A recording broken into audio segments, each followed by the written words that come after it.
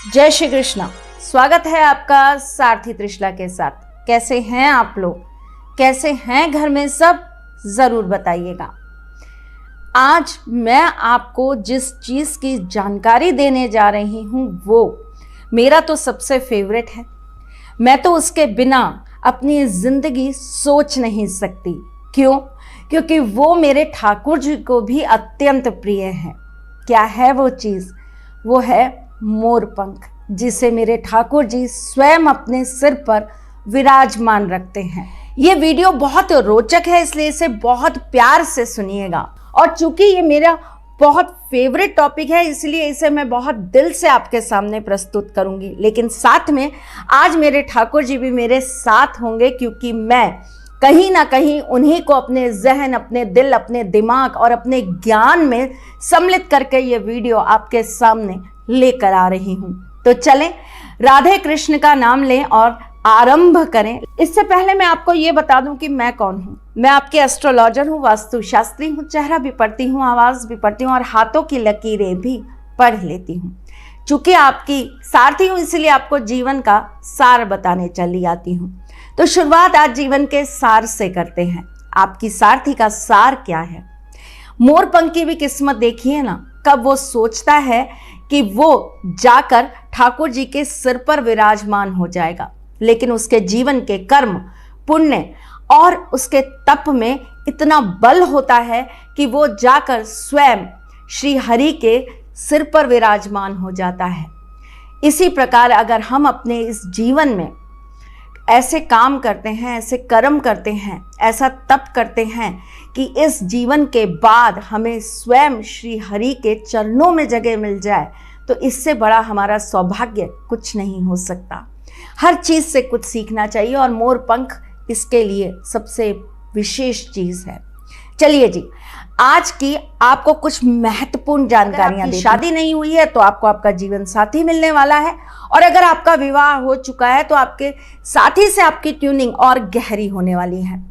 अगर आपको कहीं पर भी मोर बैठा हुआ दिख जाए तो ये अच्छा सूचक नहीं है। बैठा मोर देखना मतलब कुछ अशुभ होने वाला है।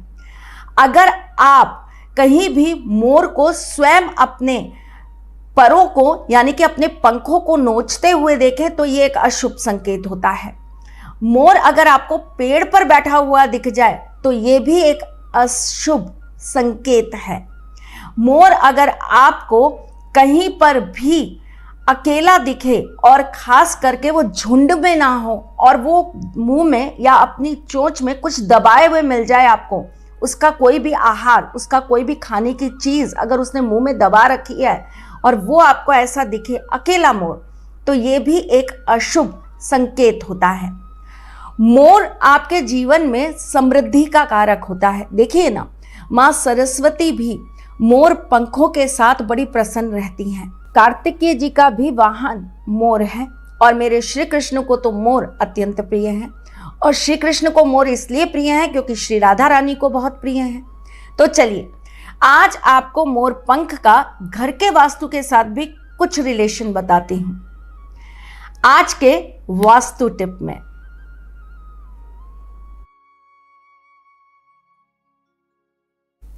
घर के साउथ ईस्ट पोर्शन में अगर आप मोर पंख लगा देते हैं तो ऐसा करने से घर की नेगेटिविटी खत्म होती है, घर के कलह खत्म हो जाते हैं। घर के मुख्य द्वार पर अगर आप 2 मोर पंख लगा देते हैं तो आपके घर के अंदर कभी भी किसी भी प्रकार का वास्तु दोष उत्पन्न नहीं होता। आपके घर में नकारात्मकता प्रवेश नहीं करती, आपका राहु कंट्रोल रहता है।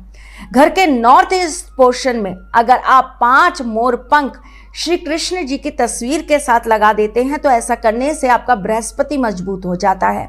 साथ ही साथ में आपके जीवन में उन्नति के रास्ते खुल जाते हैं। अगर आप अपने घर के नॉर्थ पोर्शन में 1 मोर पंख लगा देते हैं और साथ में वहां पर आप राधा कृष्ण की एक तस्वीर लगा देते हैं तो ऐसा करने से आपका सूर्य प्रबल हो जाता है। आपके जीवन के बड़े से बड़े कष्ट खत्म हो जाते हैं। आपके ऊपर किसी भी प्रकार का अगर मुकदमा चल रहा होता है या आपका कोई भी किसी के साथ लड़ाई झगड़ा होता है तो वो स्वतः ही समाप्त हो जाता है। अगर आप अपने घर के साउथ पोर्शन के अंदर 9 मोर पंख लगा देते हैं तो इससे आपका मंगल तीव्र हो जाता है और आपको अच्छे रिजल्ट देने लगता है।